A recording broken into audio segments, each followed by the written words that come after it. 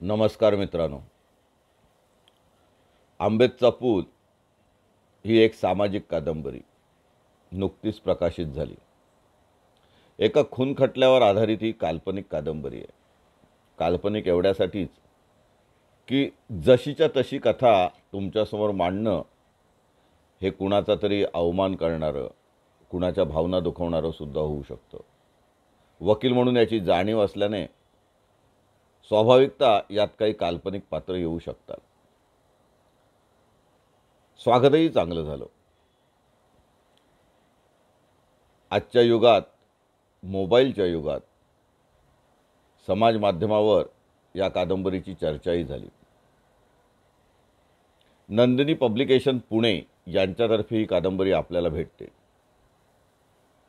इंटरनेटवर, समाज माध्यमावर याची काही प्रकरणे मधूनमधून आपल्या भेटीला येत असतात. बुकगंगा किंवा अन्य काही साईटवरूनही ही कादंबरी आता उपलब्ध होते. सार्वजनिक वाचनालयात सुद्धा ती लवकरच सर्वकडे उपलब्ध होत आहे. आंबेडचा पूल या कादंबरीतील हे पहिलं प्रकरण. हा अभिवाचनाचा प्रयत्न लेखकाच्याच आवाजात, लेखकाच्या शब्दात प्रत्यक्ष तुमच्यासमोर. प्रकरण 1. अम्मी, कौन आयलय बघ. या अल्लाह, वकील साहब आप कैसे हो? शुक्र है. आओ आओ. रियाज, बड़े अब्बा को आवाज दो. मी खूप वर्षांनी त्या पायरीवर उभा होतो. बरीच वर्षे गेली होती. जेव्हा केव्हा मी रत्नागिरी जिल्ह्यात जायचो तेव्हा आंबेडचा पूल ओलांडला की ते घर आठवायचे, ती गच्ची आठवायची. याच गच्चीने 2 कुटुंबाचा घात केला होता. आज तीच खलनायिका जवळजवळ 2 वर्षांनी माझे स्वागत करत होती. कोकणातल्या सर्वसाधारण मोहल्ल्यातले ते एक घर होतं. घराला तो विटलेला आकाशी रंग, पुढच्या दरवाजाला असलेला तोकडा हिरवट पडदा, पडवीत लावलेली ती लोखंडी नक्षीची जाळी, पडवीत आगंतुकांना बसायला ठेवण्यात आलेले ते बाकडे, दारावर असलेली काचेतील अल्लाहू अकबरची अक्षरे, सगळं तेच होतं. फक्त रंग उडाला होता. घराची दशा झाली होती. कोकणातून येताना सहज म्हणून मी सहकुटुंब त्या घरासमोर उभा होतो. मोठे आब्बा काठी टेकत आले. आता ते पाठीतून जास्त वाकले होते. चौकडीची लुंगी खरं तर नुसतीच गुंडाळलेली होती. तरी ते लुंगी सावरत बसताना थरथरत्या हाताने वेताची काठी उचलून दुवा देत होते. तुटक्या चष्म्याला टाचणी अडकवून चष्म्याची बिजागरे जोडलेली होती. दाढीचं खुंट आणि बसलेली गालफडं बरंच काही सांगत होती. पुलाखालून बरंच पाणी वाहून गेलं होतं. पडवीत आमची चाललेली घुटमळ बड्या आब्बांना लगेच जाणवली. वकील साहब, अंदर चलो ना. नहीं नहीं, रहने दो रहने दो. हम ऐसे ही गुजर रहे थे, बोला देखूं तो सही. ऐसे कैसे साहब, घर अपनाच है, कभी भी आने का. मी पत्नीकडे बघत होतो. तिला म्हाप्रळ मर्डर केस नावाचा हा खटला चांगलाच माहीत होता. 2 वर्षे मी रक्ताचे पाणी करत होतो. माझे वकिलीचे कसब या केससाठी पणाला लागले होते. अनेक आठवणी त्यात गुंतल्या होत्या. पूर्वी पत्नीने जाता येता हे घर बघितले होते. या घराभोवती रंगणाऱ्या कथा त्यांच्या प्रवासातला क्षीण दूर करत असत. कोर्ट कचेरीच्या गोष्टी आमच्या प्रवासात तशा कमीच होत. पण तो खटला खासच होता, रंजक होता. अनेक चढउतार त्यांनी पाहिले होते, म्हणून तीही कुठेतरी भूतकाळात हरवली होती. मैडम जी, आज भी खुदा के बाद हम सांप को याद करते हैं. वकील साहब की चर्चा पूरे इलाके में रहती थी. मोठ्या आदमीने दुसऱ्या दरवाजातून आम्हाला आतल्या खोलीत नेण्यात आले. आबांच्या बाजूला एक जुन्या सोफ्यावर मी बसलो. फाटलेल्या सोफ्यातून स्प्रिंग आपले अस्तित्व दाखवतच होत्या. सोलापुरी चादर टाकून सोफा नुकताच झाकून ठेवलेला जाणवत होता. त्या मधल्या खोलीत सोनीचा जुना इम्पोर्टेड टी व्ही होता. नॅशनल पॅनासॉनिक कंपनीचा डेक होता. खोलीच्या पसाऱ्यावरून माझी नजर फिरत होती. तेवढ्यात डोक्यावरून ओढणी ओढून ती कानाच्या मागे खोचत शबीरा बाहेर आली. तिच्या निस्तेज चेहऱ्यावरून माझी नजर भिंतीवरच्या एका फोटोवर स्थिरावली. अब्बा, 2 साल हुए साहब, लीवर का नंबर ही नहीं लगा. शब्बीर भाई ना? हाँ साहब, आपको सब याद है? अरे कैसे भूलूंगा, उस टाइम सफ़र छोड़ के आए थे। बाद में 2-3 साल में बीमारी चालू हो गई। बस अल्लाह की मेहरबानी, और क्या। मला पुढे काय बोलावे हेच कळत नव्हते. समोर स्टीलच्या ट्रेमधून काचेचे पाण्याचे ग्लास आले. मागोमाग मारीची बिस्किटे आणि नानकटाई पण आली. मोहल्ल्यात हटकून मिळणारी पातळ कॉफीही आली. मी आपला नको नको म्हणत बिस्किटाचा तुकडा तोडला. ल्यो ना साहब, आज आपके पाव लगे दिल भर आया. सच्ची में आप फरिश्ता है. मी चांगलाच अडखळलो होतो. उगाच छेद देण्यासाठी लेता हूँ. शब्बीर भाई ने बहुत मेहनत ली नहीं. हाँ ली तो सही, पर बाद में बहुत तकलीफ हुई. जीना मुश्किल किया हरामजादों ने. शबीरा भडाभडा बोलत होती. ते कोकणातले मराठी मिश्रित उर्दू, माझ्या प्रती असलेल्या उपकाराची भावना ते लपवू शकत नव्हती ती. तिने मुलांची ओळख करून दिली. साहब ये मकसूद, उस टाइम 6 साल का था.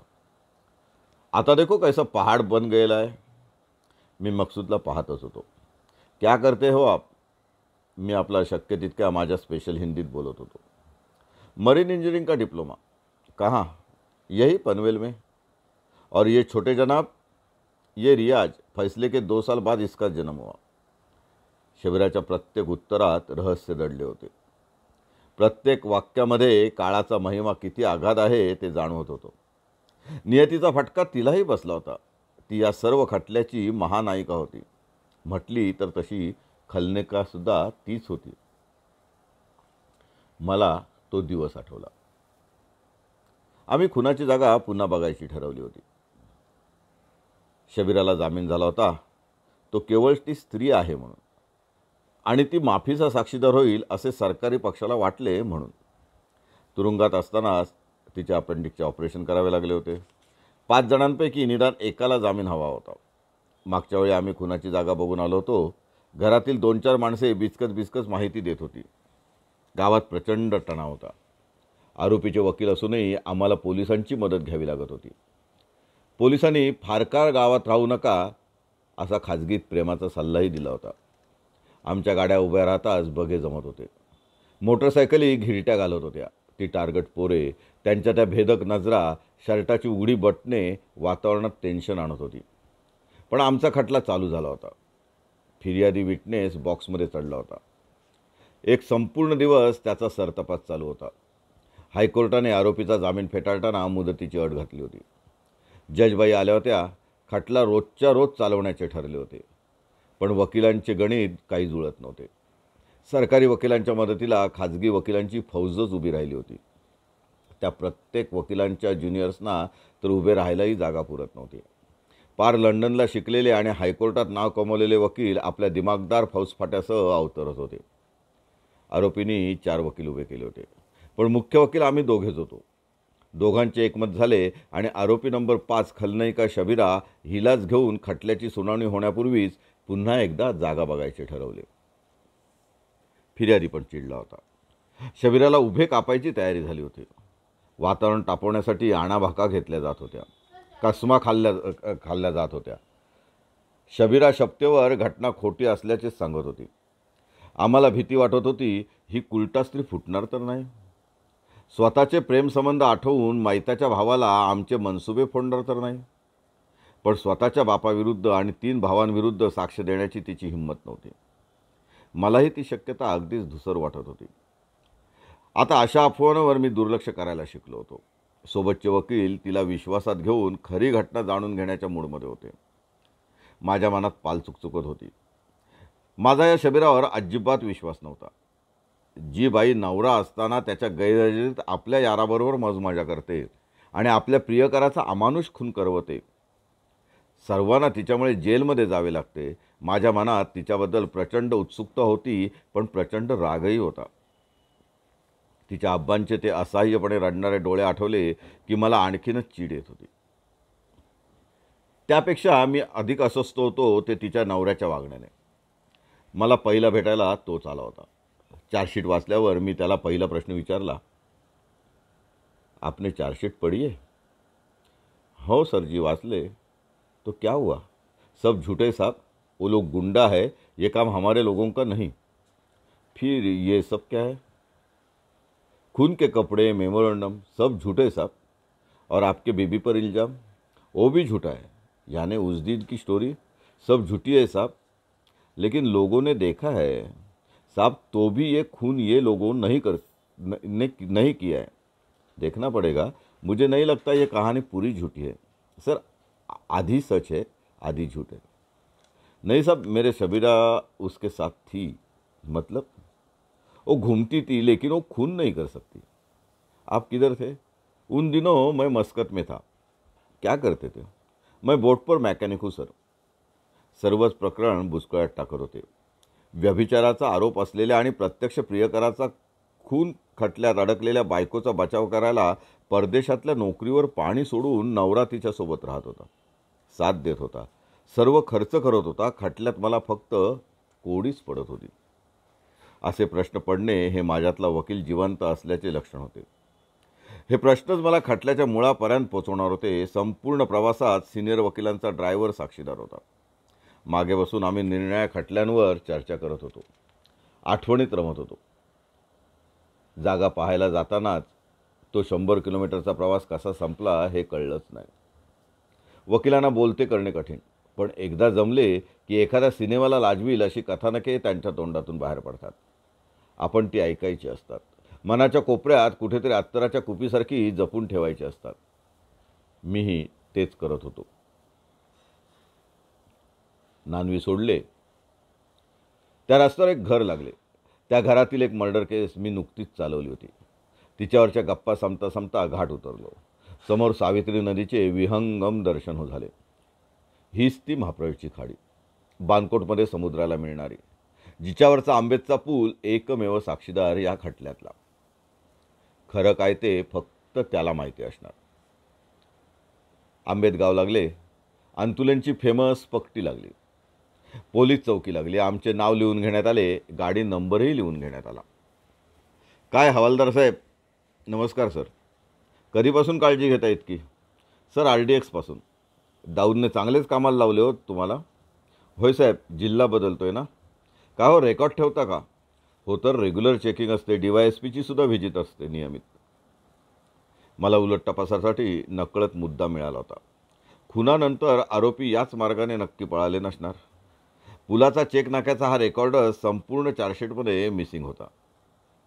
स्पॉट व्हिजिटला म्हणून तर महत्त्व असते. घटना नक्की कशी घडली, कुठे घडली, प्रत्यक्षदर्शी साक्षीदारांनी घटना बघण्याची शक्यता किती, साक्षीदार त्या नेमक्या वेळी तिथे हजर राहू शकतात का? काय हाच का तो स्पॉट? होय साहेब, बिर्याणीवाला तो हाच. कुठे बसायचात रे? साहेब, मी आणि बाळू सुतार इथे बसलो होतो. आणि ते? साहेब, इक्बाल आणि हनीफ समोरच्या कचड्यावर बिर्याणी खात होते. रस्त्यावर बिर्याणी काय चांगली लागते काय तुम्हाला? नाही साहेब, त्या दिवशी पंचायतीची सभा होती. सभा संपल्यावर ते राजदूतवरून आले. त्यांची पार्टीची नेहमीचीच जागा आहे. का? होय साहेब, बऱ्याच वेळा बियर प्यायला ते इथेच बसतात. का हवा खायला मिळते का? तसं नाही वकील साहेब. सिनरी देखो, पार दासगाव दिसतंय. आणि तिकडे बानकोटसुद्धा. किती वेळ बसतात ते नेहमी? साहेब, खाली रेतीबंदर दिसते ते सुलतानचे, त्यामुळे राखण ठेवायला बसतात रात्री पावतो. अरे वा, कोण कोण बसतात नेहमी? नौशाद तर त्यांचा मुकादमच आहे. रेतीच्या धंद्यावर नौशाद, JCBचा ड्रायव्हर आणि त्यांची गँग आहे. तेच येतात, गोंधळ घालतात आणि निघून जातात. तुम्ही का नाही रे लढवत ग्रामपंचायत? साहेब, इथे राष्ट्रवादीचेच नाणे चालते. सुलतानचाच एरिया आहे हा. आम्ही किती नडणार त्यांना? का? तुम्ही त्यांच्या घरावर हल्ला केलातच ना? नहीं साहब, खुदा गवाह है, वो हल्ला हमारा नहीं. हम तो गांव छोड़ के गए थे दूसरी रात. क्यों? क्यों क्या साहब? उस दिन से उन लोगों ने हमारे घर तोड़ना चालू किए, रिक्शा भी जला डाली. पुलिस ढूंढते थे हम कुछ. तो क्या हुआ? आपने क्यों नहीं कंप्लेंट करवाई? साहब, कंप्लेंट तो दी है, लेकिन NC करी थी. फिर? साहब, हमारा नहीं चलता, उनका चलता है. अच्छा अच्छा, NC किधर है? साहब, पहले जामीन के अर्जी के साथ जोड़िए ना. ठीक आहे, ठीक आहे. मी जागेवर उभा होतो. तेथून साक्षीदारांना ती ऐतिहासिक गच्ची दिसत होती. मी तिथे बसून पाहिले. चांगले मोठे आंब्याचे झाड आडवेच येत होते, पण गच्चीचा कोपरा मात्र दिसत होता. शबीराचा निळा बंगला झाडीतून डोकावत होता. आंब्याखालचा ग्रामपंचायतीचा नळही स्पष्ट दिसत होता. साक्षीदारांनी खुनापूर्वीची घटना येथून बिर्याणी खाता खाता बघितल्या होत्या. मैताला शेवटी पाहणारे तेच 2 साक्षीदार होते.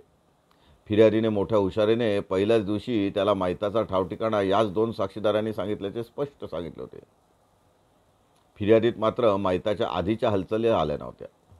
पण त्या तशा आवश्यकही नव्हत्या. फिर्याद म्हणजे काही कादंबरी नव्हती. प्रत्येक घटनेचा उल्लेख त्यात असणे गरजेचेही नव्हते. मी शांतपणे आपसात फिरत होतो. तेव्हाच हा स्पॉट व्हिजिट परत करायचे नक्की केले होते. आंबेच्या पुलावरून पार दूरवर महापळच्या पलीकडे दासगावची खाडी दिसत होती. त्या तिकडेच कुठेतरी तो मंडणगड महाड रस्ता लपला होता. डोंगर कुशीतून वळणे घेत जात होता. संध्याकाळी मैताला बुलेटवरून शबीराला घेऊन जाताना 2 साक्षीदारांनी पाहिले होते. आंब्याखालच्या सार्वजनिक नळावर बुद्धवाड्यातल्या 2 बायकांनी सुद्धा मैताची बुलेट आणि एक बुरखाधारी स्त्रीला महाड रोडकडे घेऊन जाताना बघितले होते. तसा तिला ओळखण्याचा प्रश्नच नव्हता. पण साक्षीदार जबाबात तर गच्ची शबीरा आली. बुलेटवाल्याने हॉर्न दिला. तो ऐकल्यावर शबीराने हात वर केला. ती फ्लाईंग किसही नेहमी द्यायची आणि नेहमीच खाली येऊन बुलेटवर फिरायला जायची अशी बतावणीसुद्धा केली होती. हाही पुरावा मला धोकादायकच वाटत होता. बुद्धवाडीतल्या बायका आंब्याजवळच्या नळावर पाणी भरायला कशाला येतील? त्यांच्या घराजवळ आणखी एक स्टँड पोस्ट होता. पण या बायका कोर्टात बोलल्या तर त्यांच्यावर कोर्टाने विश्वास का ठेवू नये हाही एक प्रश्न होता. आम्ही नळाची जागा बघितली, घर बघितले आणि ती गच्चीही बघितली. शब्बीरही सोबत होता. फॉरेन रिटर्न माणूस अदबीने वागणारा. त्याच्याच नशिबी ही घटना अशा पद्धतीने आली होती. खरे काय ते आम्हाला जाणून घ्यायचे होते. कायदा आपले काम करणारच होता. वकील जीवाचे रान करणारच होते.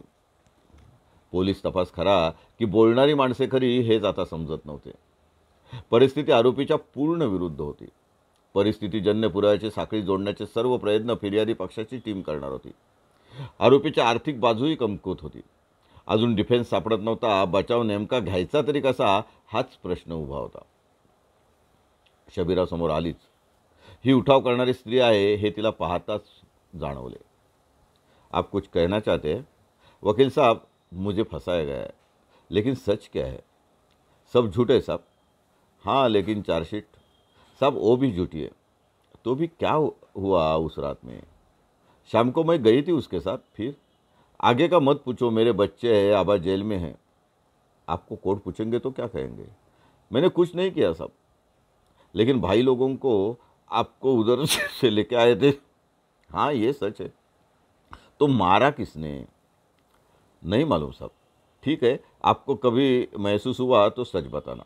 सच क्या बताओ? क्या आप शादी करने वाली थी उससे? वो पीछे पड़ा था. क्यों? मेरी गलती. मैं उसको दोस्त मानती थी. जास्त बोलण्यात काहीच अर्थ नव्हता. पर्दानशीन स्त्री अशा परिस्थितीत बोलणार तरी काय? आम्ही खाली जायला निघालो. तिच्याकडून फारशी मदत होणार नव्हती. मार्ग आम्हालाच काढायचा होता. प्रतिष्ठा आमचीच पणाला लागणार होती. शब्बीर खाली आमची वाट बघत उभा होता.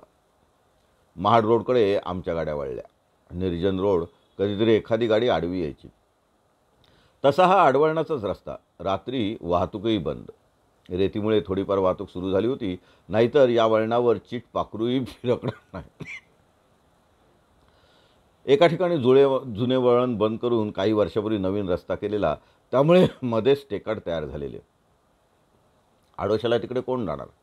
याच आडोशाचा फायदा घेऊन तिथे मयत शबीराला घेऊन नेहमी जायचा. कोणाला संशयही येणार नाही याची काळजी तो घ्यायचा. माहितगार माहिती देत होते. पंचनामा कुठे झाला ते दाखवत होते. आरोपीने मैताचा पाठलाग करून रिक्षा कोणत्या मार्गाने नेली ते सुद्धा दाखवत होते. ते पुढचा प्लॅन सांगत होते. खाडीकिनारी डोंगी होडके आणून प्रेत नष्ट करायचा आरोपींचा इरादा होता. पण पहाटेचा बेत फसला होता. रात्रभर मैताचा शोध सुरू होता. फिर्यादी पक्षालाही सुगावा लागला होता. त्यांची हालचाल सुरू झाली होती आणि प्रेत जाग्यावरच राहिले.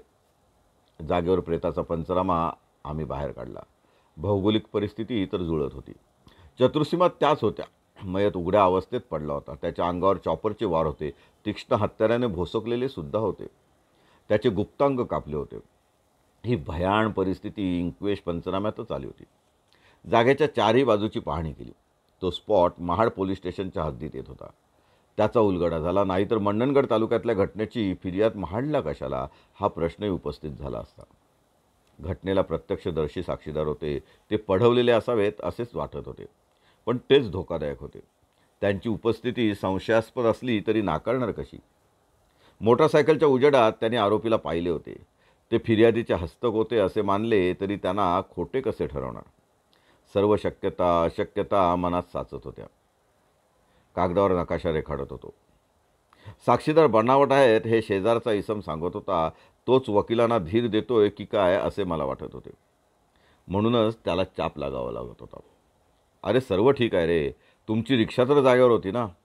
सब अंदर थी और दिन को नंबर याद नहीं रहेगा, रात को 11 बजे क्या खाक याद रहेगा आदमी? पर वो रिक्शा पहचान की थी ऐसी ना? पूछो नहीं साहब, 2 महीना बाद स्टेटमेंट है, देखो तो सही. मी काहीच बोललो नाही. हा तर वकिलाला शिकवायला निघाला होता. आम्ही चार्जशीट 4-5 वेळा वाचली होती, पण सोहेलच्या सांगण्यावरून डोक्यात एक वीज मात्र चमकून गेली. चेहऱ्यावर अशावेळी शक्य तेवढे गांभीर्य आणून मी विषय बदलला. खरं तर क्रॉससाठी आणखीन एक किडा त्यांनी माझ्या डोक्यात सोडलेला होता. या माहितगार इसमांची जातच इरसाल असते. त्यांना बोलते करायचे तर ती खरी डोकेदुखी असते, पण कधीकधी ते अशी काडी टाकून जातात. उशिरा साक्षीदार नोंदवले इतके मलाही माहीत नव्हते, पण देखो तो जराने माझा इगो दुखावला गेला. पुन्हा नोंद करून मी ती डेटवर गोल करून ठेवले. आता सोहेल मला थोडा उतावीळ असला तरी अभ्यासू वाटला. त्याला एखाद्या रविवारी बोलवायचे ठरले. तो खूप काही सांगत होता. सारं रटाळ होतं, पण ते कोकणी हिंदी ऐकायला मात्र मजा यायची. आम्ही ते एन्जॉय करत होतो. तोही खुश झाला. मी जागेवरच इंग्वेश पंचनामा वाचत होतो. तो पंचनामा जणू काही आमच्याशीच बोलत होता. पंचनाम्याची वेळ फिर्यादीच्या आधीची होती, कारण प्रेत आधी सापडले होते अशी पोलिसांचीच कथा होती. प्रेत प्रथम प्राणारा गुलदस्त्यात असला तरी पोलीस रेकॉर्डप्रमाणे माहिताचा भाऊ खबर मिळताच त्या जागेवर पोचला होता. त्याच्या जबाबात फिर्यादीत आणि इंक्वेशमध्ये एकच साम्य होतं, पण तेच खटकत होतं. तिथे बोलण्यात काही अर्थ नव्हता. तिन्ही जबाबात माहिताचा गळा कापल्याचा उल्लेख होता. माहिताच्या गळ्यातून रक्त ओघळत होते असा तो उल्लेख होता. रक्ताचे थारोळे जागेवरच होते. पोलिसांनी रक्ताचे, रक्तमिश्रित मातीचे आणि साध्या मातीचे नमुने सुद्धा घेतले होते. प्रेत शवविच्छेदनासाठी महाडला रवाना केले होते. फिर्याद नंतर आली तरीसुद्धा गुन्ह्याचा नंबर आधीच्या पंचनाम्यात होता. गुन्हा दाखल होण्यापूर्वी हे दोन्ही पंचनामे एक वेळ समजू शकत होतो, पण पोलिसांची खोड केल्या काही जात नव्हती. जागेवर पंचनामेच झाले नव्हते. नेहमीप्रमाणे त्यांनी फक्त टिपणे नेली होती. नंतर सावकाश पोलीस स्टेशनला बसून पंचनामे सजले होते, पण सांगणार कुणाला? पंच माहिताचेच नातेवाईक होते. परिस्थिती बघून पोलिसांनी त्यांनाच पंच बनवले होते. पंचही आरोपीचे घर फोडण्यात आघाडीवर होते. ते साक्ष फिरवणे स्वप्नातही शक्य नव्हते. केवळ नातेवाईक आहेत किंवा एनसीत फिर्यादीसोबत त्यांची नावे आहेत, केवळ या कारणावरून पंचनामा खोटा ठरवणे शक्य नव्हते. काहीतरी मार्ग काढणे गरजेचे होते. भाऊ, डिफेन्स मिळाला. अरे वा, सांग तरी. भाऊ, पंचनाम्यात आणि फिर्यादीत माहिताच्या गळ्यातून रक्त ओघळते. बघू बघू. मी कागद दाखवतो. मार्करने तो भाग मी आधीच अधोरेखित करून ठेवला होता. कागद दाखवले. मग काय होणार? केस खूपच वाईट आहे रे भाऊ. मेडिकल एव्हिडन्सवर केस सुटेल. बघ बाबा, मला मात्र हे सर्व कठीण वाटतंय. विषय तिथेच तुटला. येताना प्रवासात एक निशब्द पोकळी होती. वेगळीच शांतता होती. 2 डोकी आपापल्या परीने पुराव्याची छाननी करत होती. माहितगारांना आजमावत होती. माझ्या डोळ्यासमोरून सोहेल काही केल्या जात नव्हता. त्याचा आगाऊपणा मला आवडत नव्हता. त्यालाच बोलते करायला पाहिजे याची खुणगाट मी माझ्या मनाशी बांधून टाकली. सोहेल पण खूप त्रास देणार होता, पण तोच केस सोडवायला सुद्धा मदत करणार होता. एक खबऱ्या मला असा पाहिजेच होता. परतीचा प्रवास विचारांचाच होता. बचाव ठरला होता, पण तो निष्फळ ठरला तर? कुचकामी ठरला तर? एवढ्या अमानुष हत्याकांडात घटनेला किती वेळ भांडायचे यातच मतभेद झाले होते. मोजक्या रिपोर्टवर सारी मदार होती. त्यासाठी अनेक दाखले द्यावे लागणार होते. डॉक्टरांची कसून उलट तपासणी करावी लागणार होती. वकील असून डॉक्टरांचा सल्ला घ्यावा लागणार होता. बचावाचा साक्षीदार म्हणून वेळ आली तर डॉक्टरांनाच तपासावे लागणार होते. सरकारी वकिलांच्या उलट तपासाला अशावेळी आमच्या बचावाच्या साक्षीदारांना तोंड द्यावे लागणार होते. ही सर्वात मोठी धोक्याची घंटा होती. त्यांना तांत्रिक बाबावर कबुल्या दिल्या तर स्वतःच्याच हाताने आरोपींना फाशीचा फंदा गळ्यात अडकवून घ्यावा लागणार होता. धोका तर होताच, पण रिस्क घेणे हीच तर वकिलाच्या जीवनाची रीत असते. अशा वेळी जुगार हा खेळावाच लागतो. मग तो डॉक्टर असो वा इंजिनियर. यालाच तर निर्णय क्षमता म्हणतात. कॅल्क्युलेटेड रिस्क घेणारा सावधच असतो. कुठे थांबायचे ते त्याला नक्की माहीत असते. ते असते म्हणून तो पहिले पाऊल उचलतो. जुगार तर प्रत्येक जणच खेळत होता. आपल्या बहिणीला नादाला लावून बदनाम करणाऱ्या खून करून उस्माननेच आयुष्याचा जुगार खेळला होता. पहिला वार करताना आपण पकडले जाऊ याची त्याला भीती वाटली नसेल. बहिणीला त्या अवस्थेत बाजूला खेचताना तीच फिरली तर त्याची भीती उमरला वाटली नसेल. जुगार भावानेच खेळला होता. माणूस किती क्रूर बनतो ना. माझी विचारांची गाडी ट्रॅक बदलत होती. माझ्यातला भाऊक माणूस सामान्यपणे विचार करू लागला, ही अशी अमानवी हत्याकांड होतातच कशी? समजण्याचा दुसरा मार्ग नसतो का? आता हा मर्डर कितीला पडणार? पैशापायी पैसे जाणार, बहिणीची इज्जती वेशीवर टांगली जाणार, धंदा पाणी बुडणार, समाजाचा बहिष्कार सोसावा लागणार, रोज शिक्षेची टांगती तलवार आणि झोपेचे खोबरे होणार. कशी झोप येणार त्या बंद गजाआड? कशी मिळणार विश्रांती? बदला घेतला, 2 मिनिटात बकरा कापतात तशी कुर्बानी दिली असणार. पुढे काय वाढले असेल? शबीराला आपल्या तथाकथित प्रियकराचा गळा चिरताना पाहून काय वाटले असेल? तिला तो प्रसंग नजरेसमोरून पुसता येईल? काय वाटेल त्या माहिताला, त्याच्या आत्म्याला, त्याच्या विधवा पत्नीला? पतीचा बाहेरखालीपणा एका मिनिटात संपला, पण तिला आयुष्य काढावे लागणार होते. कोर्टात साक्षीला आली तर निर्दयपणे नवऱ्याच्या चारित्र्याचे ढिंडवळे सर्वांच्या समोरच निघणार होते. काय वाटत असेल त्या माहिताच्या भावंडांना? सूडभावना किती धगधगत असेल त्यांच्या मनात? पैसा, मानमारात माणसे, ट्रक, पोकलन, रेती, क्वारी सर्व जागेवर ठेवून फिरोज गेला होता. आता केवळ इज्जतीसाठी भांडायचे होते, खोट्या इगोसाठी झुंजायचे होते, वकिलांची फळी उभारायची होती, साक्षीदारांना पडवायचे होते, त्यांना शिकवायचे होते, 2 वर्ष कोर्टात चक्रा मारायच्या होत्या. मेलो तो केव्हाच सुटला होता. त्याच्या कर्माने तो गेला होता, पण घरच्यांना फक्त साप समजून जमीन धोपटायची होती. गुन्हा सिद्ध करायच्या नादात फरफटत त्यांना जायचे होते. आरोपींना फासावर लटकवायचे होते, पण त्या नादात स्वतःला सुद्धा गुरफटून घ्यायचे होते. केस फिट करायच्या नादात केसच खोटी ठरवून बसवायचे होते. एक असत्य पचवण्यासाठी 10 वेळा खोटे बोलायचे होते. नसलेले साक्षीदार उभे करायचे होते. अनेक वेळा नेमके असेच होते. केस सोडवायच्या, ती घटना संसदात ठरवायची, साक्षीदार खोटे ठरवायचे, ते का खोटे बोलतात ते सांगायचे, सांघिक चुका शोधायच्या, पोलिसांच्या चुका चव्हाट्यावर आणायच्या, फिर्यादीचा खोटेपणा अधोरेखित करायचा, दुसरी स्टोरी पुढे आणायची. निदान या केसमध्ये तरी इतकंच आमच्या हातात होतं. पण ते करायचं कसं? साक्षीदार खोटे ठरवायचे कसे? मी मात्र मस्तपैकी भरकटत होतो. ही खुली चॅलेंज मी नेहमी एन्जॉय करतो. केसचे भविष्य मलाही माहीत नव्हते. मी जुगार खेळायचे ठरवले होते. पुढे केस कोणत्या वळणावर जाईल हे माहीत नव्हते. फाजील आत्मविश्वास कामाचा नव्हता. कठोर परिश्रमाला पर्याय नव्हता. पक्षकार फाटके नव्हते, पण त्यांचे जामिनावरच बरेच पैसे संपले होते. निदान या कारणावरून ते लढले जात होते. माझी स्पर्धा माझ्याशीच होती. रोज माझ्या सद्विवेक बुद्धीची परीक्षा होत होती. रोज रात्री माझी समजूत मलाच काढायची होती. माझी व्यावसायिकता माझ्याच आड येत होती. पक्षकार बोलतात ते खरे की शबीरा बोलते ते खरे? खून आरोपीने केला आहे की दुसऱ्या कोणी? तो नेमका कशाने केला गेला? कशासाठी केला गेला? पैशासाठी पोलीस इतका खोटा पुरावा गोळा करतील? खून आरोपीने केला असेल तर सरकारी वकील गप्प बसणार कसा? आरोपीला नक्की जन्मठेपेला पाठवणार. मी आरोपीचा वकील म्हणून कसा व्यक्त होणार? कसा टिकणार? आरोप, प्रत्यारोप, उलट तपास यातून सत्यापर्यंत पोचणार की केवळ अंदाजाचे मायाजालात स्वतःला गुरफटून घेणार? सर्वच विस्कळीत होते, अंधुक होते, अस्पष्ट होते. प्रवास संपत आला होता. शबीरा डोक्यातून जात नव्हती. पुढची 2 वर्षे आरोपीच्या पिंजऱ्यात तिच्या स्वतःच्या इज्जतीचा पंचनामा घडताना स्वतःच्या डोळ्याने तिला बघायचे होते. तिच्या शोरला सफरीवरून येऊन बैल बनून हे सर्व विष पचवायचे होते. मित्रांनो, हे पहिलं प्रकरण. या कादंबरीचं तुम्ही स्वागत करताय, खूपच आनंद वाटतोय. वकिली व्यवसाय, न्यायालयातील आवार याची शक्यतो खरी परिस्थिती या कादंबरीतून समोर आली. नाटक, सिनेमा, मालिका यातील कोर्ट कचेरी, पोलीस तपास हा वेगळा असतो. खूप मसाला असतो त्यात. वास्तवतेपासून ते दूर असतं. इथे नेमकी वास्तवता जपण्याचा प्रयत्न केला आहे. आपल्याला आंबेत चपोली कादंबरी नक्की आवडेल. आज इथेच थांबूया. जय हिंद, जय महाराष्ट्र.